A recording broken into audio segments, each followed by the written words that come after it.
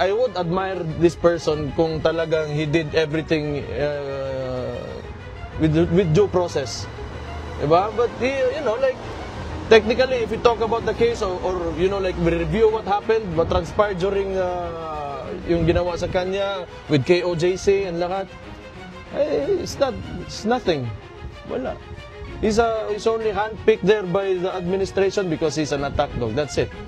Nothing more than that. 3 ranks yung inakyatan niya. Tinalunan niya 3 ranks. And na ngayon sinasabi ni Marbil na it was based on merit. Come on, 'di ba? Okay, if it was based on merit, ganito sana 'yun. Sana legal lahat na nangyari. But since yung tao na yan nag-operate, I don't know. He's not a criminal yet kasi hindi pa man sa korte, but he behaved like a criminal.